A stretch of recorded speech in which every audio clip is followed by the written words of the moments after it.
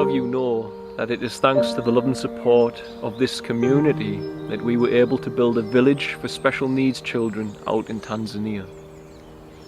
That village now provides a safe and loving home to nearly 200 children that were living in crisis. Most of these children are special needs, but a lot of these children were homeless, and the majority have no parents or guardians in this world other than the family that this community has allowed us to create. Everything that we do is made possible thanks to partners, those who choose to partner with our family and with it make everything that we do possible and keep our doors open for the next children who need some help or a safe and loving family home. If you'd like to hear more about our partnership program, you can do so by visiting www.sharetanzania.com/partnership. Thank you for all of the love and support, guys. We couldn't do this without you. We all have a personal history. And with it, we all have a personal self. And that personal self, therefore, takes reality. And through the perceptions of the personal self, which is built from the personal history, it decodes reality into certain boxes, ideas, frameworks, and certain linguistic terms. And so if you are raised a Christian, for example, you will have a certain framework and linguistic terminology that the presence and the love of God is Christ.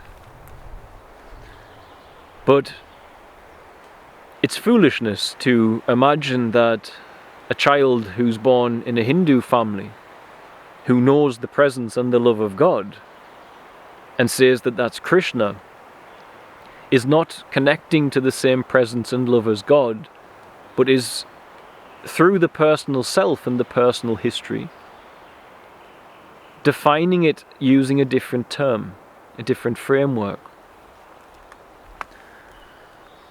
And this is profoundly important when it comes to spiritual matters to see, because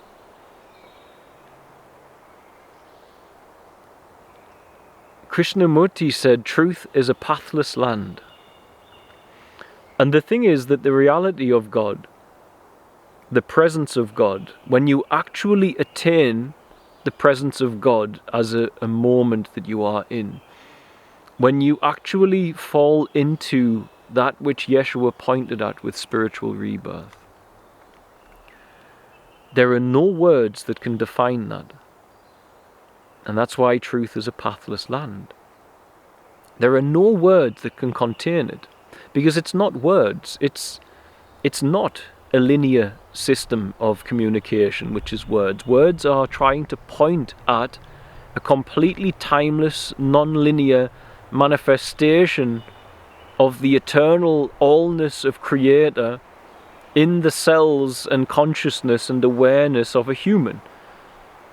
When you know in those moments, be they a mystical experience or be it a prolonged time where you're hearing the voice of God, you become quite agreeable that this can't be put into a box.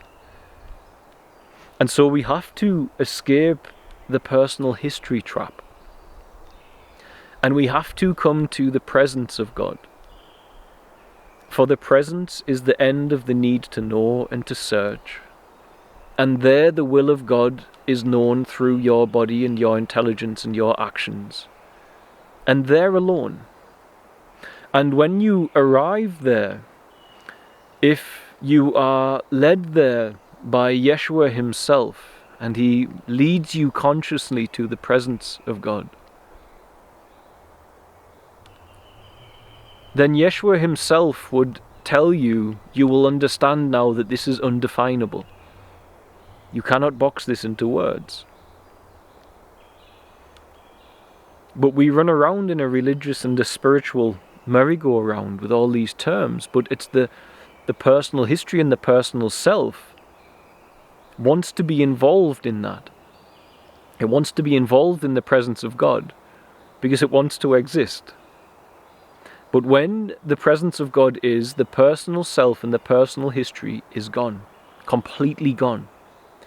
Now, if you look at it in Christian terms, because this is the most familiar for myself, but I am familiar with the Upanishads, etc. as well, and I'll get onto that in a moment.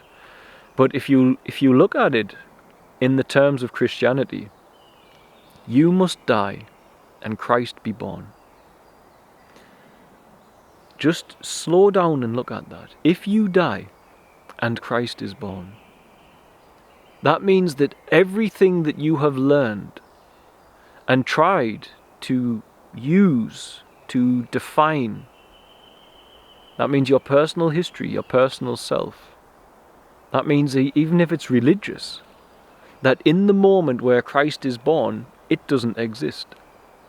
And that means that the division of religion is gone. The division of different spiritual teaching has gone. The division of nationality has gone. The division of belief has gone in that moment where you die and Christ is born. That means that the you that dies, that which dies with it, is all of your religious perception at the same time. And there you arise in the truth, and the truth is somewhere you can know, but is very difficult to define with words. It's a space of consciousness. It is here and now. It's to see the world without language and memory. That's the truth. The lie seems to be the personal self. However useful it is, it seems to be that. This is why we must be spiritually reborn, but a bird does not. The bird is out there singing his song because it's in his heart. The bird recognizes danger, stays away from it. But the bird isn't sitting up in the tree not singing his song because yesterday he bumped into a branch and he's not happy about it. He's not sitting up there refusing to sing his song because he didn't get to eat what he wanted this morning. Humans bring forward, using memory, reasons to not be alive. We bring forward with memory reasons to not celebrate and give thanks, to not be here and now wholeheartedly. We bring it forward, animals don't. I spent a lot of time on the plains of Africa. I'm very blessed that I was able to do that in my life, and I will again, no doubt. Very blessed. But I saw it, that zebra and wildebeest, when a lion came, they'd go on edge. They were tense. As soon as that lion walked past, they'd just relax again. Humans would keep the image of the lion and start trying to build a fence and so on and so forth, and it would help us. But the problem is when you keep the image even after you've built the fence, where you keep the image even after you've done all you can, and you keep the image of the lion, you don't relax. And this keeps us from being present as they are. This is why we must be spiritually reborn. It's why the bird is up there singing its song and not scared of the other predators and so cowering away as many humans are living their life that way. We are so overrun by fear and the want for a predictable future, a danger-free future, that we're building higher and higher walls. But if Christ is born, that all goes away. Because memory goes, and when memory goes and the personal self goes, it means all of the dangers go, all of the psychological fear goes. And if you think that you have been spiritually reborn, but you still have psychological fear, not running away from a bear because it's going to eat you, this is a reaction, but I mean sitting at home worrying about tomorrow, or stressing about yesterday without any plan to deal with what you're stressing about. This is psychological fear. Then you are polluted by the personal history and the personal self, and this is a trap. It's the trap of the personal history. And that personal history and personal self, if it stays dominant in your awareness, it will find 1,000 reasons every day for you not to live. In the Sumerian texts, when Enki and Enlil, there was a time of creation where they were creating humans, and eventually they said, "You've created one that is neither alive nor dead." The Anunnaki. The first creation story on Earth that's documented. An alien force. And it said, "You've created one that is neither alive nor dead." And here we are, this human species that move between being alive, here and now, present in God's creation and God's will, and dead, separated from it, entangled in our own selfish wants, ambitions and desires, in our personal meanness. The personal meanness is a state of death. You feel the difference. When you sit out here and you're tangled in the worries of a personal history, you will not feel the explosive joy of sitting out here that I do today. You will sit, and I've done this, I've sat in forests as a younger man and toiled and strained and stressed, and that peace and joy was always there. I just couldn't feel it because I was tangled in the personal history. And so when you die and Christ is born, your religious perception must die. And that means that you come to a place whereby now it's Christ's road, and it is a road of love without condition, and it is a road of profound movement of love without condition, and it is a supernatural road. But the self is absent in the moments where it's potent, and so you can see these obvious things, such as a child experiencing the presence and love and protection of God, who is raised Christian and says it's Christ, and another innocent child raised in the Hindu faith and says that same protection, love of God is Krishna. And don't say God is not protecting a Hindu child, because that is your own horrendous view of love. That's your conditioned love, and God's love is not with a condition like that. You think God does not protect children who are innocent just because they are born in a different faith to your own, then this is your own arrogant human brain separating from God's love. It's trying to understand a love without condition from a separated state of duality. And it's not real, it's an illusion of your mind. And you see it with ease. You will see it clearly, of course, because I would never not love and protect a child based upon their faith, belief, the words that they are using. I would never not do that.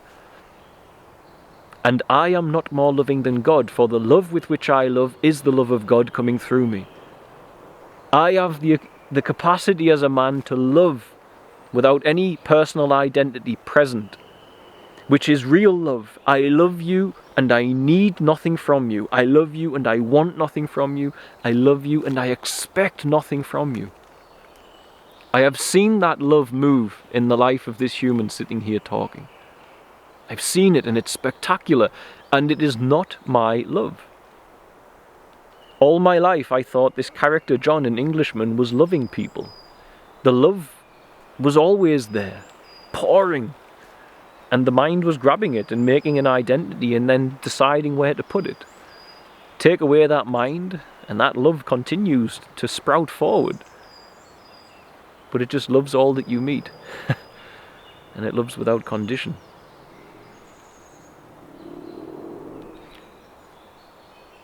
Now if you look at that, you must die and Christ be born.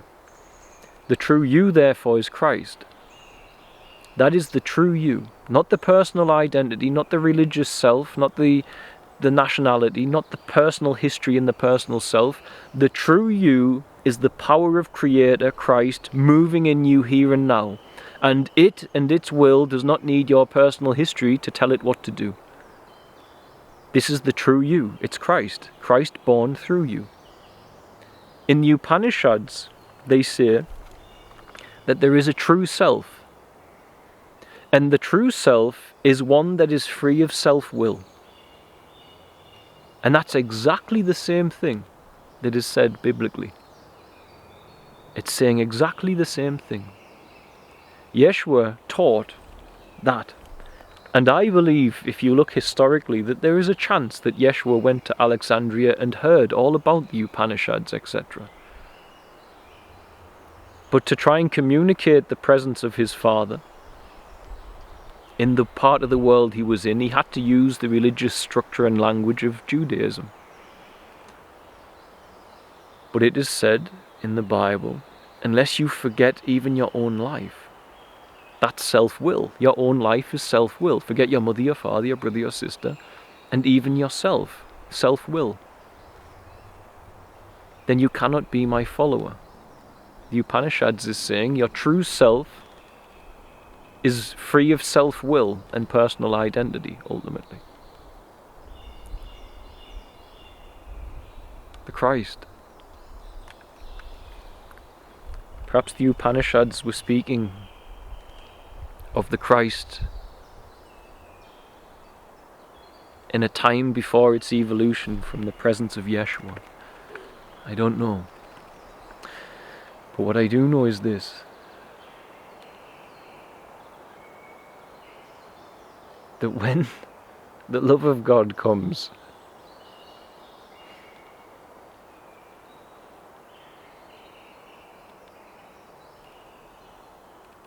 you accept very easily that it's not well boxed into religion. Now, I am a Christian mystic. Much of what I say is that of a Christian mystic stance. I pray in tongues, which I am not aware is such a core focus of any other faith. I follow the Christ. I understand the problem with the demonic, which Yeshua spent 1/3 of the written ministry dealing with. I am a Christian mystic. But I also understand, because of that, in that sense of things, in that state of consciousness, in that mystic state of consciousness that I first ever accessed in that prolonged ward fast many years ago, in that same state of consciousness where a new guidance system took a hold of my life, that whenever personal history and personal self interfered with that guidance system and its will and its suggestions and its movements, then nothing good came of it.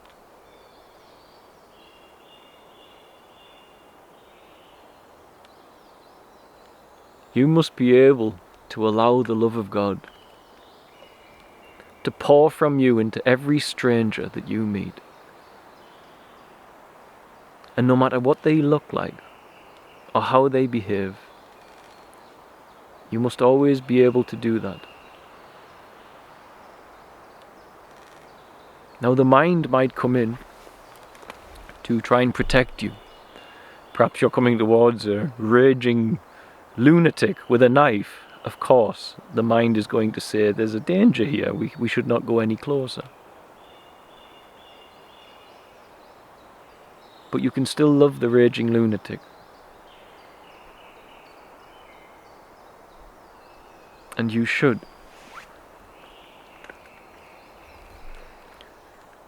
Because the love of God is a deeply selfish act for a human. And I tell you why it's selfish, is because it feels awful to hate somebody. It feels terrible to be angry at somebody, but it feels wonderful to love them. And so for we humans to love with the love of God is a deeply selfish thing.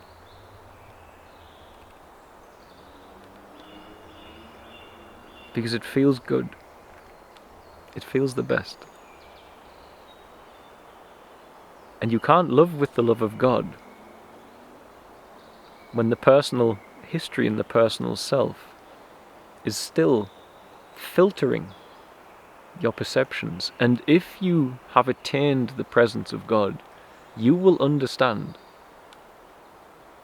why it's very hard to put that presence into any sort of linguistic framework, and you will relax yourself and you will listen and observe and see others and understand who they are even when they say words that are triggering certain things in your mind. You will look, because you'll look through the eyes of love without condition.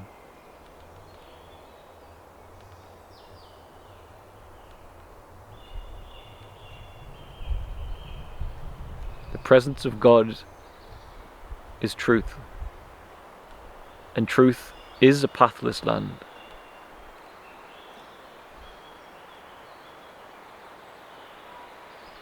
And that state of consciousness is a connection to everything. It's unity with all of creation and its creator.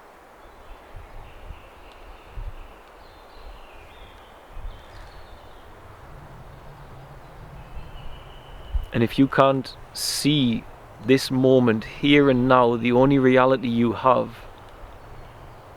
without the labels and the perceptions of the personal history, you will never fully know that unity.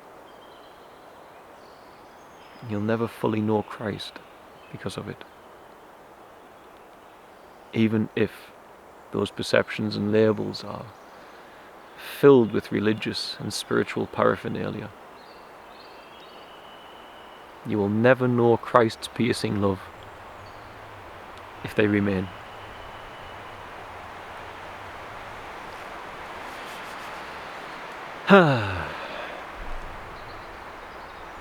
So hard to communicate the timelessness of God through a time-based language, but I'm doing my best. I believe everybody needs to know this. It brought such love to my life. I was so filled that I had to bring that love to others, and I've seen that love in others here in this community, and it's changing the world. It's got to have value. I'm desperate for as many people to know it as possible.